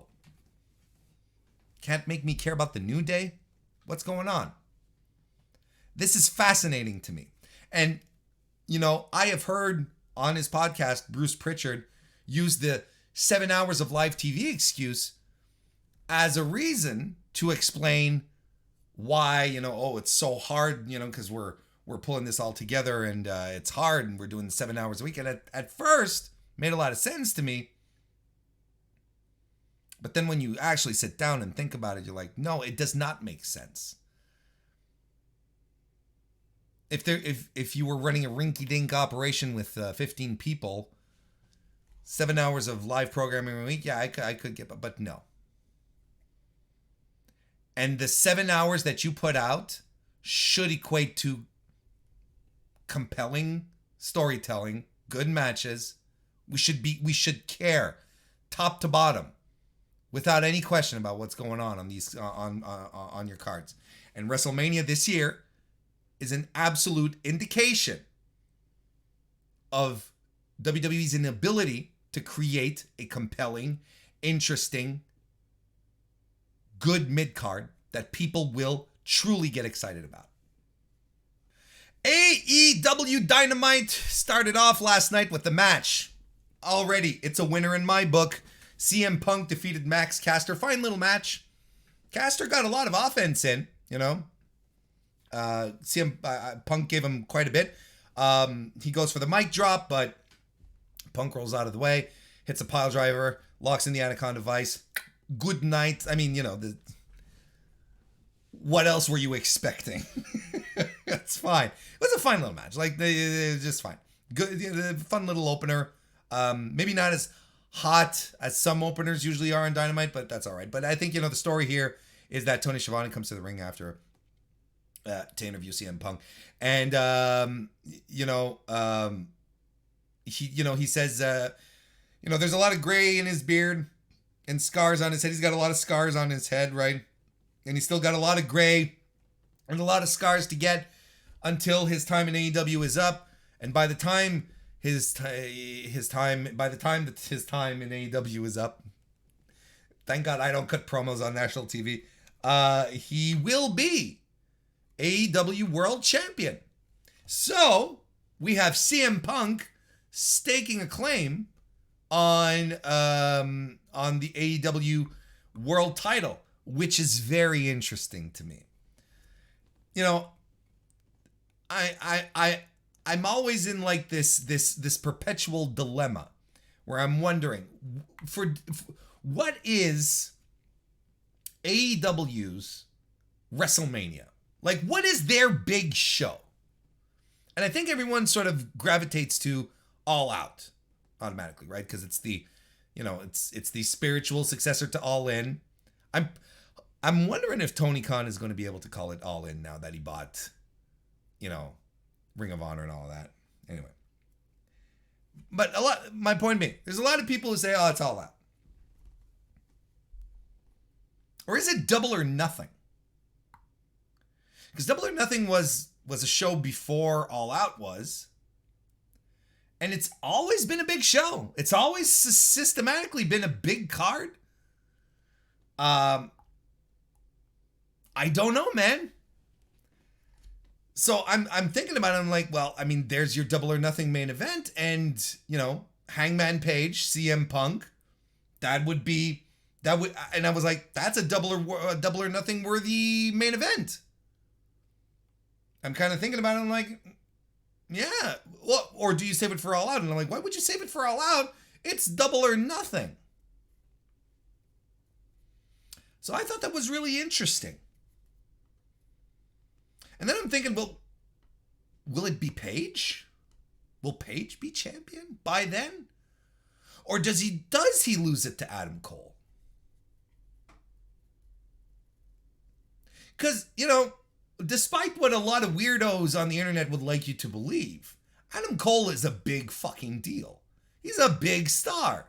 And he's been a big star. He was a big star before heading into NXT, and he was consecrated as a big star in NXT. And he comes into AEW and he is still a big star. So Page challenging Adam Cole again has all the trappings of, well, he might just drop the strap to Cole. And Cole being a world champion is credible, makes sense. I could see it happen. Will they do it? I don't know. I kind of feel like there's more to the Hangman Page thing. Because here's the thing. Look, you got Hangman Page coming in. He's on his top tier run right now. He's in. This is a push, by the way. Okay, if you're comparing, this is a push. Comes in, beats Kenny Omega, beats Bryan Danielson, beats Adam Cole. These are all big stars. And he is defeating them. He's beating them. This is a guy who floundered on the mid-card ever since 2019. The gold that he touched was with Kenny Omega, the tag titles, right? And he's risen to the occasion since. This is his push. This is him moving forward. So he's slicing off. He's not slicing off, but he's defeating the big guys, the big guns, right? Why wouldn't we go into All Out, or Double or Nothing, excuse me, with him and a win under his belt for going into Double or Nothing to challenge CM Punk and then win against CM Punk? It just makes sense, especially if they really want him to make him the top dude of the company, the big cowboy. I don't know. It works for me. Makes sense. But this is very interesting moving forward. CM Punk, easing his way into the world title picture. Keep your eyes peeled on this, boys and girls. I know and I still think MJF might be the guy to take the belt off of off of Paige, which would make a CM Punk a MJF win even more incredible, satisfying, frustrating, whichever side of the fence you fall on, right? I want to say hello to Michael Aaron. Nice to see you. Welcome to the chat. Then we had, excuse me. Then we had another singles match. Jon Moxley defeated Jay Lethal. Another big win for Mox. Strong matchup. Jay Lethal's been having highly competitive matches with the big boys, making everyone look good in the process. It's fine. He works Mox's leg during the match, goes for a figure four that Mox reverses out of and into a small package. Kicks out of that. Paradigm shift. We're done. That's fine. Marina Shafir might be a problem. They gave her a little hype video. And they did this. Because later in the evening, we've got Jade, who's still preparing her big 30th win celebration, or match anyway, before she celebrates. And Mark Sterling has Leva Bates lined up for her. And she says, hit the bricks with your Leva Bates. What you talking about? Mark! Hit the bricks. You're out of here. So instead, Mark says, well, I have a plan B. What's your plan B? And he goes, Marina Shafir? And Jade's like, LFG, right? So a little earlier on, you have them establishing Marina Shafir, giving her a bit of prominence, a little bit of importance. Let's run a little sizzle reel of Marina Shafir here. Let's give her a little boost here, so that when Jade talks about it, people are like, oh, okay. Setting a little breadcrumb here. I don't know how far this is going to go, but Sterling, not confident. He's like, as opposed to everyone else where Sterling's like, yeah, we can beat her. But Marina Shafir? So I posit unto ye. This is the question that I open up to the floor. Does Marina Shafir cause Jade Cargill to lose her first match? Not necessarily the TBS title, but count out, DQ. Would Marina Shafir be the one to do it? Not necessarily saying that she's going to lose the TBS title. Be a fun little mid-card feud for the women. Curious to see how that'd go. So before we lead into this next match here, a little earlier on, we had Mark Sterling with the Pinnacle hanging out backstage, and he was setting up posters, right, around the arena, instructing, do not let this person in with a picture of Wardlow. And they're all backstage, the Pinnacle, and Dax, tells MJF, is like, I don't know what the deal is between you and Wardlow, but Wardlow and us, we're still cool. So we're not getting involved in your shenanigans. Maxwell. And then MJF being the slime ball that he is, starts talking shit, saying, oh, Wardlow didn't think you guys were all that great. No. But FTR aren't buying it. They're they've been around MJF enough. Then we move into the tag team match. FTR defeating the Gun Club. Just a smooth, smart tag team wrestling match by FTR. Cash gets a really hot tag at some point, which was awesome. Austin Gunn hits a suplex on Cash, but Cash lands on his feet and then gets a suplex of his own. During the match, then Wardlow shows up. Security tries to stop him. They have to pile up on him, right? MJF he was on commentary, gets a little worried. Look at what they're building to here, right? This is what they're building to. Wardlow coming after MJF. Now people are excited for the day that Wardlow will get his hands on MJF. Sometimes it is possible to book things more complicated than they need to be. This is basic wrestling storytelling. The heel does cowardly heel shit away from the babyface because he's afraid of him, and the babyface tries to get at him, but he can't. It's just basic stuff, and it works because MJF is that kind of shit heel, and we love it.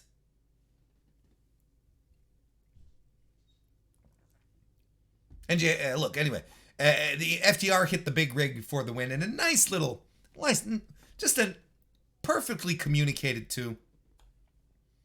Cash had his back turned as Dax was was doing the move for the big rig. Cash turns around, does his part, the code breaker, the double knees, just great stuff. Later in the evening, we have a backstage promo where FTR say they're going to win the Ring of Honor titles. They're going to hang on to their AAA titles and start rising back up the ranks in AEW to become World Tag Team Champions again, and they challenge the Young Bucks. I'm excited about that. They also announced that we're getting Will Hobbs versus Keith Lee on Rampage on Friday. Too much wrestling. Too much wrestling on Friday. There's just too much. You got to cut that shit out. We can't do it. We got to stop.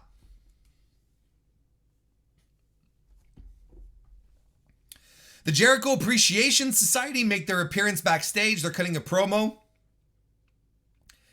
Big Magic Matt Menard. Should I take a peek? You want me to take a peek? Oh, God. He is such a quintessential, fantastic, old school, 90s over-the-top promo. Anyway, they get ambushed. They get ambushed by Eddie Kingston and Santana and Ortiz. They all brawl to the ring, but the numbers game is too much for the boys, and the Jericho Appreciation Society get the upper hand, and they deliver a hell of an old school beating. Good angle. I like this. Courageous, albeit maybe a little stupid baby faces, but still, coming in strong. They're like, we'll teach you guys. We'll show you kind of thing. Even though they're clearly outnumbered. It was also the debut of Daniel Garcia in a Kangol hat. Which is one of the greatest things I've seen in wrestling all week. But then another great thing I've seen in wrestling this week was Bryan Danielson defeating Wheeler Yuta, which is unquestionably my match of the night. This was so very good. And some big chants for our boy Wheeler on top of that, who got a lot of offense in. Fantastic back and forth between he and Danielson. Yuta gets the upper hand with a drop kick and an inverted standing death lock that he pulls over into a bridge, but not like a Muda lock. like from the other side, and he crosses his arms. I thought that was pretty dope. Danielson with some great strikes. German by Yuta. Dragon suplex by Danielson. Danielson goes for the heavy elbows, cracking Yuta on the side of the head. Wheeler reverses out of that and delivers some of his own. Huge pop from the crowd. People were into it. Yuta even goes for a seatbelt pin. But Danielson kicks out. But look, Danielson does the routine. Psycho knee, head stomps, gotch pile driver, label lock. Good night, Wheeler Yuta. Thanks for coming. Regal points out that this is how Yuta's going to learn, though. So we're not quite done with this angle yet. We're not shoving this one aside quite yet. So again, excited about this stuff. I'm digging it. We've got in-ring promo by the Undisputed Elite, who come out with the belts that they pilfered last week. And they put masking tapes over the nameplates and wrote their own in marker, which was pretty funny. But you know what? I don't know. Do we want Undisputed Era again? Like, because this is essentially it, right? Like, even outside the name, which is, a dead giveaway, but we're becoming Undisputed Era again. And am I excited about this? I don't know. I like the Undisputed Era, but, we're moving forward, another company. Look, we'll let it play. We'll see how it goes. But, just being an extension of what they did in NXT is maybe not exactly what I was anticipating,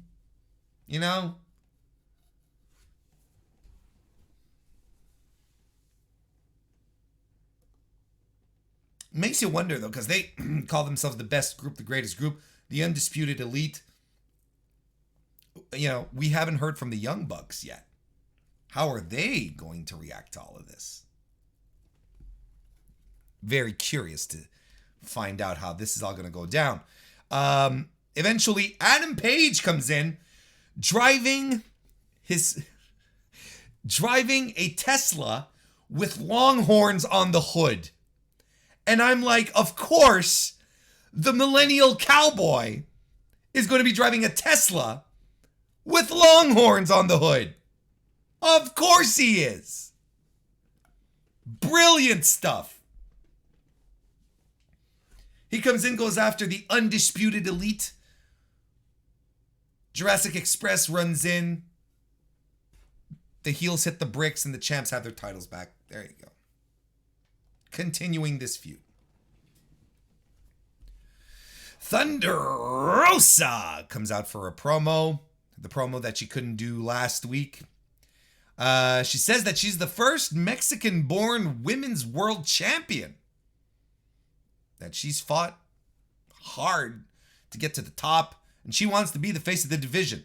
In fact, no, sorry. She says she doesn't want to be just the face of the division. She wants to be the face of all women's wrestling. Pillars get knocked down, but foundations stay standing, and she'll be a foundation in this company. Short, sweet, got the point across.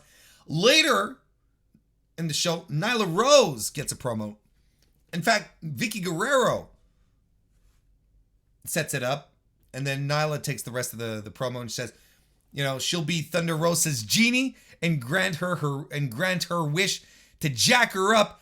Abracadabra, bitch. What a fantastic line. Now, this is what I think this is a perfect opportunity to talk about Vicky Guerrero and how she's utterly pointless when it comes to hanging out with Nyla Rose. I don't know what Vicky brings to the table as far as on-screen talent. I really do not. I don't think she's good as a promo. She's not that good. She's good at getting the heat, with, the excuse me thing, which is an extension of what she used to do in WWE. But anything else, like, she's awful. We've seen her multiple times mess up spots where she's supposed to interfere from outside the ring. That happens a lot. She's not that good at promo, not that very charismatic, and she's paired with someone, Nyla Rose, who does not need someone to cut a promo for her. Especially when you have this situation where they're juxtaposed to each other, where the promo segment starts off with Vicky and you're like, and then Nyla takes over and she just sucks you in. And with the line, everything. Why does Nyla Rose need someone to talk for her? Especially Vicky Guerrero, who is not that good a talker. She's not. Oh, I've heard, she has, she helps out backstage. She's very well appreciated, whatever she does. Sure, she can have a role backstage. Doesn't mean she has to be an on-air talent.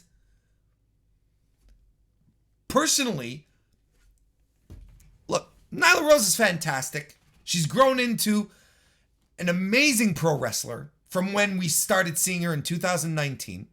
And she's grown in every way. In-ring, presence, promos. She doesn't need someone talking for her. She really doesn't.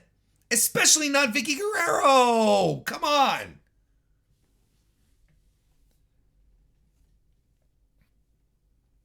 It's useless.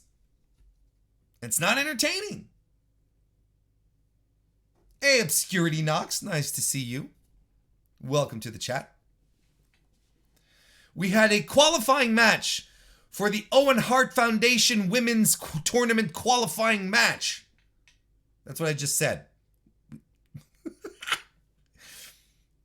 Where the bunny took on the mystery reveal of Toni Storm, making her way to All Elite Wrestling.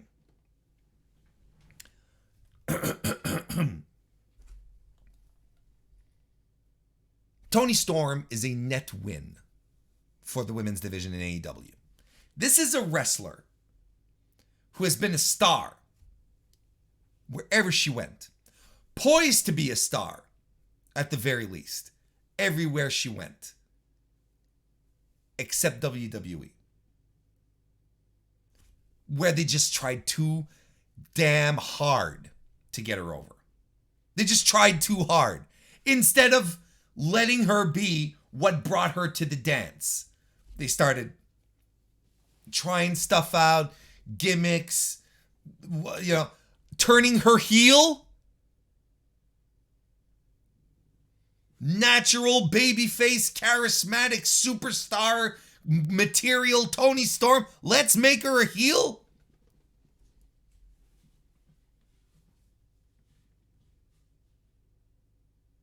And already last night, you see her show up. The people go crazy. They instantly go nuts for Toni. With reason. She's got all the tools. Plus, she can wrestle. You know how they talk about we need more high caliber women wrestlers in the there you go. That's someone who can go with anyone on that roster. That can go hard. I mean, the dream match right now is her and Jamie Hayter. Both trained in Japan. Both have similar experience. That match is going to rule, boys and girls. And everyone else.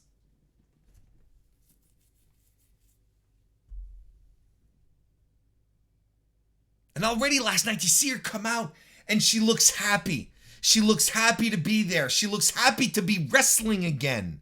Like she's free. Like you've seen it. You saw it with Ruby Soho as well.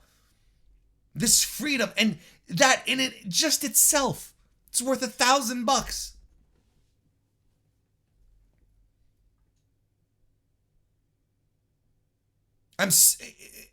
There's nothing but positives in Toni Storm. And WWE just, again, they sit on stuff because they're trying too damn hard to get people over. Instead of just sticking to the basics, letting them do, using the strengths of these people. Oh no, you have to be able to cut a promo in this cadence and use these words. She didn't cut a single promo. Came out, was presented like a star, looked like a star, got a huge reaction. People are excited now. I'm excited for her. I'm very, very happy for her. And she was treated like a big deal because she should be a big deal. She's Toni Storm. And look, if you're at a point right now where you don't know about Toni outside of her WWE stuff, where you're still like, maybe I don't get it, so on and so forth, allow your boy Warren here to help you discover why many people get excited at the mention of Toni Storm. Allow me to suggest some matches that you should watch, that you can find out there. Just got to be creative. Her match versus Mayu Iwatani in Stardom, Dream Slam in Nagoya, 2018, excuse me. Fantastic. 2019 at Stardom Gold, May 2019, right? Of course, because it wasn't 2019, versus Kagetsu. There was a match of Sendai Girls UK 2019 against the final boss, Miko Satomura. Fantastic match. And of course, one of these legendary ones, one of these matches that everyone always talks about. Io Shirai, Toni Storm. There's been a few. I'd go with Stardom Gold, May 2017.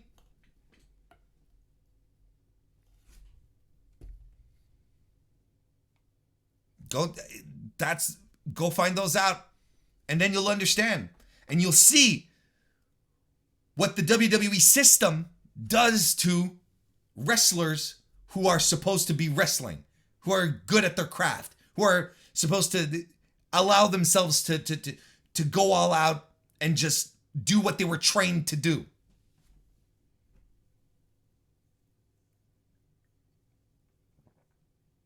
Anyway, this match with the bunny, overall solid, good pace. Toni does her headbutt spot, and JR is stunned when he sees it. Right? He goes, "Oh, that was you. Yeah, I've never seen it." And I'm like,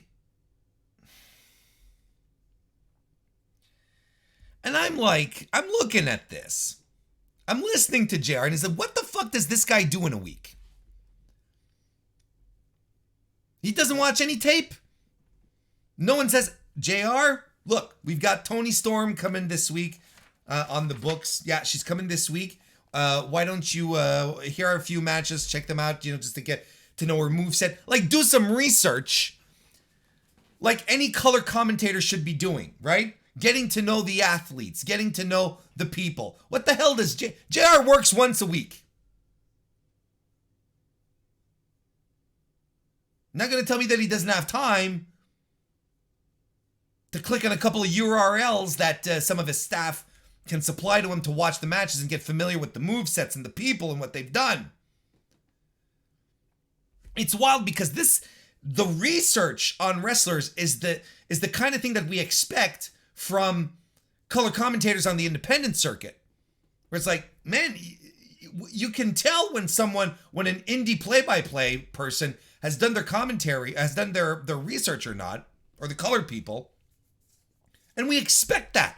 And when clearly they don't know what they're talking about, they get called out for it. JR looks at Toni Storm doing her big headbutt move, which is a classic Toni Storm move that she's been doing forever. And he goes, my God, well, I've heard that's pretty unique. And I'm like,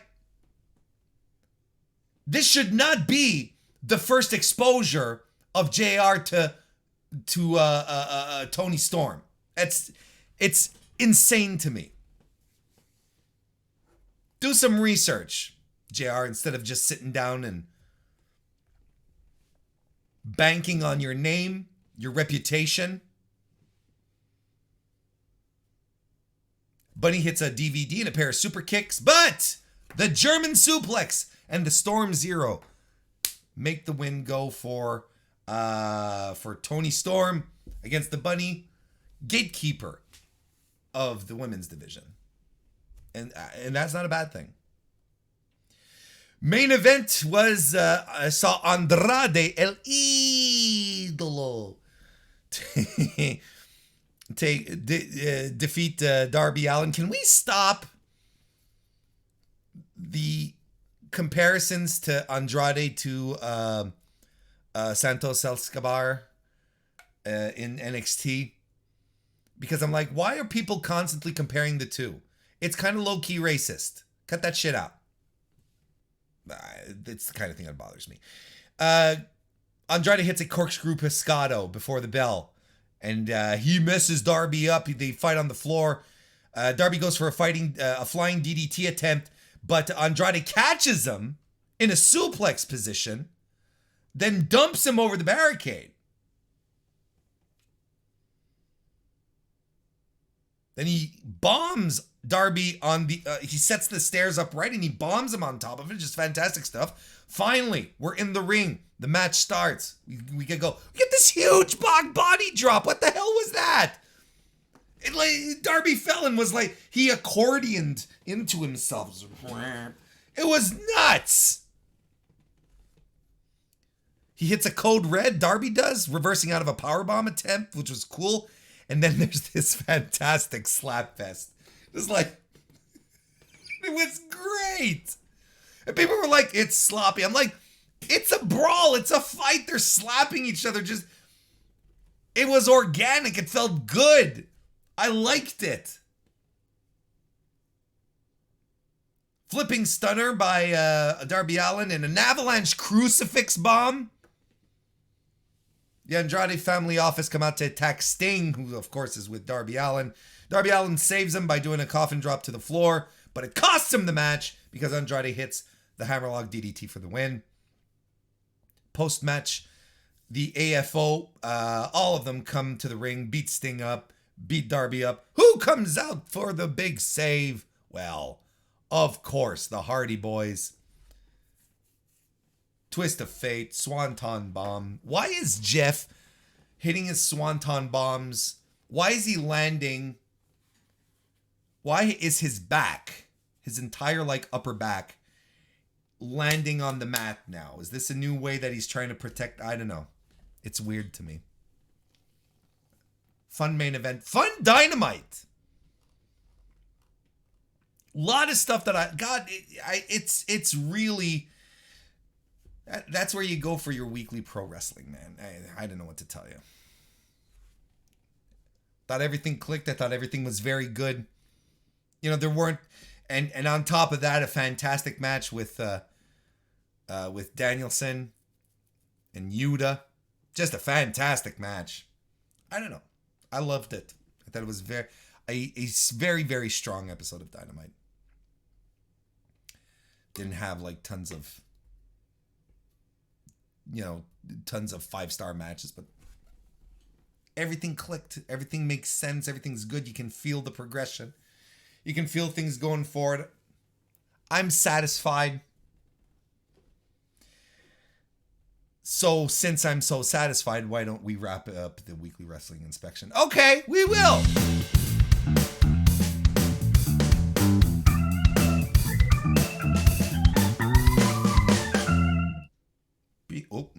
Cut the music a little too fast. Hey, everyone. Thank you. Well, we're going to wrap it up. We're going to wrap it up for this week. Thank you very much for joining me tonight. If you joined us live here on youtube.com/MrWarrenHayes, leave a like if you haven't already. Are you new here? Subscribe. Is a subscription deserved? Did I earn it? Well, go right ahead and subscribe. I appreciate it. If you're listening to this on your favorite podcast application, thank you very much. If you're listening to this on your on demand afterwards, leave a comment. Hey, what are you looking forward to this WrestleMania weekend? WrestleMania matches or anything at all? Any other indie matches or Ring of Honor or New Japan? Tell me what you're into. I'm excited, and let's have a chat. Let's talk about it because there's so much stuff going on. Holy hell. Gonna say hi to 5th generation Joseph Carney with it, as we really lock it up. I appreciate you all.